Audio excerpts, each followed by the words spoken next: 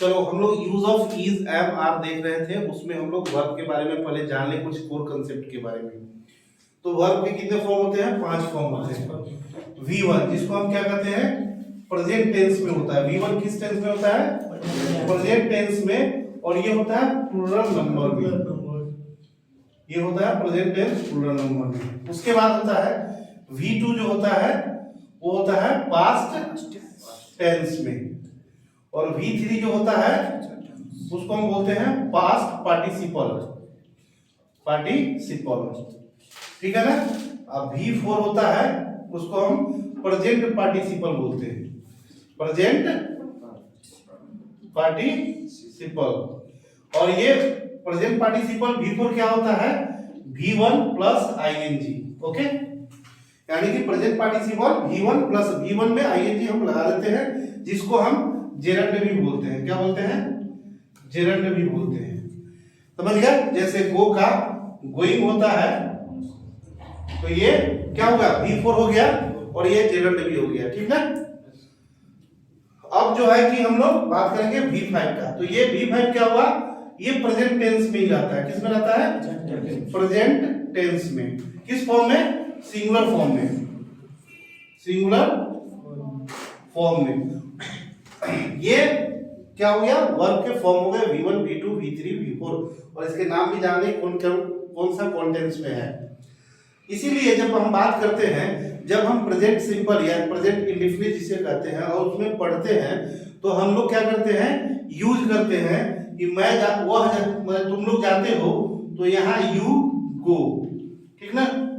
हम लोग जाते हैं तो वी गो, और वह जाता है तो ही गोज। अब यहाँ हम क्या करते हैं? गोज और यहाँ पे गो, यानी कि जहां प्लूरल है वहां गो और जहां सिंगुलर है वहां गोज क्यों लगाते हैं? इसका कंसेप्ट ये है कि मान लीजिए ग्रामर का रूल क्या कहता है? सिंगुलर सब्जेक्ट तो सिंगुलर वर्ब, अब प्लूरल सब्जेक्ट तो प्लूरल वर्ब। तो वर्ब हमेशा किस फॉर्म में रहता है? प्लूरल फॉर्म में। यानी कि V1 जैसे गो है वो किस फॉर्म में रहता है? प्लूरल फॉर्म में। तो जब हम वर्ब प्लूरल फॉर्म में होता है तो इसीलिए प्लूरल के साथ हम प्लूरल लगाते हैं। लेकिन जैसे ही हम singular third person singular number के साथ हम यूज करते हैं V1 को, तो वहां हम क्या करते हैं? फिर V1 को यूज ना करके V5 को करते हैं। यानी कि वर्ब में हम s es लगा देते हैं, और वर्ब में जैसे ही हम s या es लगाते हैं तो वर्ब बन जाता है क्या? सिंगुलर। बिल्कुल वाइस वर्सा नाउन की तरह। नाउन में क्या होता है? s या es लगाते हैं तो प्लूरल बनता है, वर्ब में क्या होता है? s या es लगाते हैं तो सिंगुलर बनता है, ठीक है ना। अब बात करते हैं जैसे एग्जांपल क्या हुआ? V1 का लेते हैं। तो V1 जैसे गो, V2 गो का क्या हो जाएगा? वेंट, V3 क्या हो जाएगा? गॉन, और V4 क्या हो जाएगा? गोइंग, और V5 क्या हो जाएगा? गोस, ठीक है ना। और इसी तरह जितने भी वर्ब है उसके फॉर्म होते हैं, और आप लोग याद कर लेंगे। जितना वर्ब याद कर लेंगे उतना आपको बोलने में या आपका वर्ड पावर वोकैबुलरी मजबूत होगा, स्ट्रांग होगा। तो आज से आपका यही वर्क है कि ग्रामर का कोई भी बुक होगा उसके पीछे में V1 V2 V3 दिया रहता है, और मोस्ट इंपॉर्टेंट वर्ब फॉर्म दिया रहता है। वो वर्ब और कॉमन वर्ब दिया रहता है जो हमेशा बोलचाल में और डेली के लाइफ में यूज होता है। आप उसको याद कर लेंगे, समझ लेंगे, तो क्या होगा? आपका वोकैबुलरी स्ट्रांग हो जाएगा, यानी कि वर्ड पावर आपका मजबूत हो जाएगा। उसी तरह जैसे गो है, फिर है ईट है, एट है, ईटेन है, स्पीक है, स्पोक है, स्पोकन है। उसी तरह जितने भी वर्ब है सबके वर्ब फॉर्म होते हैं। लेकिन एक ऐसा वर्ब है जिसको हम नाम कहते हैं बी। इसका होता है होना, होनी, ठीक ना। ये बी एक ऐसा वर्ब फॉर्म है, मेन वर्ब है, जिसका हर टेंस में अलग अलग रूप होता है। हर टेंस में अलग अलग रूप होता है। जैसे अगर हम प्रेजेंट टेंस में बी का बात करें कि प्रेजेंट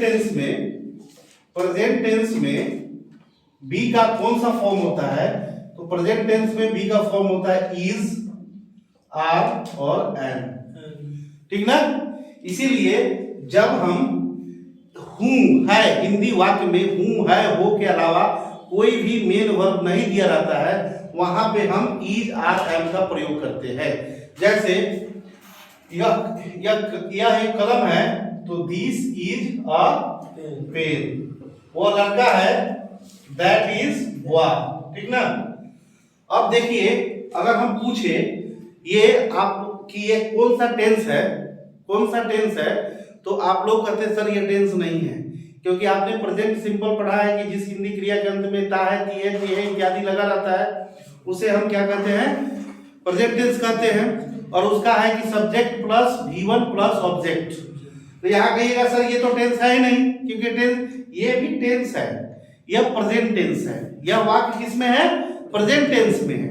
और कोई पूछे कि प्रेजेंट टेंस के किस, माने वो प्रेजेंट टेंस का जो 4 सिचुएशन है, टाइप है, इंडिफिनिट, सिंपल, कंटिन्यूअस, परफेक्ट और परफेक्ट कंटिन्यूअस, उसमें कौन सा है ये, तो उसमें कौन सा है ये, उसमें अब देख लीजिए, अब समझ लीजिए, लॉजिक देखिए। हमारा क्या होता है, जो सिंपल प्रेजेंट, सिंपल प्रेजेंट होता है ना, सिंपल प्रेजेंट का स्ट्रक्चर क्या होता है, सिंपल प्रेजेंट का स्ट्रक्चर होता है subject plus V1 plus object, यही ना होता है। अब देख लीजिए कि सब्जेक्ट जैसे हम आई ईट अ मैंगो हम लिखते हैं, तो ये हो गया सब्जेक्ट, ये हो गया V1 और ये हो गया ऑब्जेक्ट। अब देखिए, जब हम बात करते हैं इसमें दैट इज अ बॉय, तो दैट क्या है, सब्जेक्ट, सब्जेक्ट है, और ये इज क्या है, वर्ब है, और बॉय क्या है, ऑब्जेक्ट है। अब ये इज जो पूछते हैं, इज एम आर क्या है, तो लोग कहते हैं is am are helping verb है, लेकिन ये आया कहां से। अब देखिए यहाँ बोर्ड पे, यह किसका रूप है, बी का, बी का प्रेजेंट टेंस में रूप है इज एम आर, है ना। और बी क्या है, मेन वर्ब है, मेन वर्ब है ना, इसी का ना रूप आ गया, तो ये हो सकता है कि नहीं ये प्रेजेंट सिंपल है, सिंपल प्रेजेंट या प्रेजेंट इंडेफिनिट, क्योंकि इज क्या है, बी का ही प्रेजेंट रूप है, तो ये यहाँ पे एज ए ये मेन वर्ब की तरह काम किया। और जब एक्शन वर्ब आता है, जैसे ईट है, गो है, स्लीप है, ये सब एक्शन वर्ब है, तो जब एक्शन वर्ब यूज होता है तब तो वहां is am are as a helping verb की तरह यूज हो जाता है। तो इस टाइप के सेंटेंस क्या होगा, प्रेजेंट टेंस में, और वो भी तो सिंपल प्रेजेंट होगा। ये हो गया क्लियर। कोई पूछे क्यों होगा, तो क्योंकि यह प्रेजेंट टेंस में बी का ही रूप है और बी मेन वर्ब है ना। Yes sir. उसी प्रकार पास्ट टेंस में बी का क्या होता है, पास्ट टेंस में बी का क्या होता है, वाज, वेयर। ठीक है। अब होगा पास्ट पार्टिसिपल में, पास्ट पार्टिसिपल में अब इसका क्या होगा, पास्ट पार्टिसिपल में ये हो जाएगा बीन। ये जानते हैं कि प्रेजेंट टेंस V1 हो जाता है, ये V2 हो जाता है, ये V3 हो जाता है। अब फिर प्रेजेंट पार्टिसिपल, अब ये प्रेजेंट पार्टिसिपल में ये क्या हो जाएगा, बीइंग हो जाएगा, क्या हो जाएगा, बीइंग, यानी कि ये हो गया V4। ठीक ना। इस तरह से इसका हमारा रूप किसका बदलते गया, किसका, हाँ, इसी में सिंगुलर हो गया, इसी में प्लूरल हो गया। इज सिंगुलर के लिए एम आई के साथ लगता है, और आर जो हो गया प्लूरल के लिए। तो इसी में V1 में ये सिंगुलर भी हो गया और यहाँ प्लूरल भी हो गया। तो ये कंसेप्ट है कि इज एम आर है क्या, तो is am are be verb का प्रेजेंट रूप है। ठीक है ना। इसीलिए यह सेंटेंस प्रेजेंट टेंस है, और यहाँ इज जो है एक मेन वर्ब की तरह काम कर रहा है, क्योंकि इसके अलावा कोई एडिशनल एक्शन वर्ब नहीं दिया हुआ है, इसलिए यह सिंपल प्रेजेंट टेंस होगा। समझ गए, ये मेन कंसेप्ट है इसका। ठीक। अब जो हम लोग बात करते थे, जो कल किए थे कि इज मींस है सिंगुलर के लिए यूज होता है, आर प्लूरल के लिए यूज होता है, और जो एम है हूं जो आई के साथ यूज होता है। आज हम लोग दूसरा स्ट्रक्चर देखेंगे, किसका, इज एम आर का ही, कि इज एम आर कहां पे यूज होता है। ठीक है, इसको मैं इरेज करता हूं। यूज करेंगे, use of is am are, ठीक है ना। अब जो है हमारा स्ट्रक्चर पहला तो सिंपल था, जो कल हमने बताया था कि हम अफर्मेटिव में उसके भी दो स्टेटमेंट पॉजिटिव निगेटिव और इंट्रोगेटिव आपको बनाना है। अब जो हम बात, तो वहां सिंपल था, सब्जेक्ट प्लस क्या था, subject plus is am are plus object का यूज था। ये जो कल स्ट्रक्चर बात किए थे, हाँ, तो पहला जो है subject plus is am are plus object, ये क्या हुआ आपका, ये जो हुआ, जो कल का स्ट्रक्चर बताए थे कि जैसे वह लड़का है तो दैट इज हुआ, या एक कलम है दिस इज ए पेन। लेकिन अब जो है कि दूसरा स्ट्रक्चर डिपेंड होगा कि हम कोई प्लानिंग कर रहे हैं और प्लानिंग एग्जीक्यूट अभी नहीं करना है, हमें थोड़ी देर बाद या कल करना है। उस जैसे हिंदी में कुछ सेंटेंस देखते हैं, फिर उसका इंग्लिश बताएंगे। जैसे वह जाने वाला है, या वह जाने को है, मैं खाने वाला हूं, या मैं खाने को हूं, ठीक ना। अब इस बात से क्या पता लग रहा है, मैं जाने वाला हूं, वह जाने को, अभी जा नहीं रहा हूं, माने मैं सोच रहा हूं, प्लानिंग कर रहा हूं, हो सकता है 2-3 घंटे बाद जाऊं, 1 घंटे बाद जाऊं या कल जाऊं।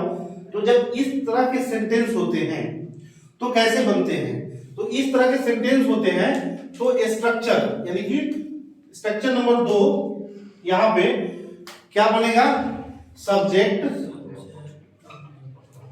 Plus is am are plus 2 plus V1 और प्लस ऑब्जेक्ट, ठीक ना। ये दूसरा आपका स्ट्रक्चर हुआ।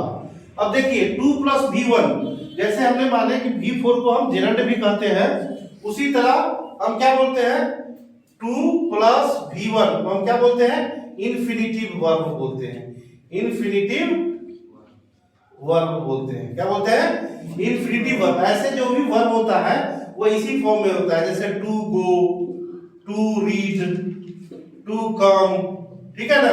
जब वाक्य में प्रयोग करते हैं तो टू को हटा देते हैं। तो यहाँ 2 प्लस V1 का मतलब हुआ इन्फिनिटिव। ये जो सेंटेंस बनेगा is am are plus infinitive plus object के साथ, ऑब्जेक्ट या अदर वर्ड भी कह सकते हैं, ठीक है ना। तो अब इसका दोनों सेम है और ये भी दोनों सेम है, ये दोनों सेम है और ये भी दोनों सेम है। अब दोनों का कैसे बनेगा, तो सब्जेक्ट क्या है इसमें, ही, ठीक है ना। अब है इज एम आर, तो ही के साथ क्या लगेगा, इज, उसके बाद है टू, उसके बाद है गो, ही इज टू गो, वह जाने वाला है। इसमें ऑब्जेक्ट नहीं है, अगर इसमें ऑब्जेक्ट रहता है कि वह पटना जाने वाला है तो he is to go to Patna, यहाँ पटना हो जाता, बट यहाँ पे ऑब्जेक्ट नहीं है तो simple he is to go, ठीक है। मैं खाने वाला हूं तो क्या होगा, आई एम टू इट, मैं खाने वाला हूं, I am to eat, I am to eat, मैं खाने वाला हूं, आई एम टू इट।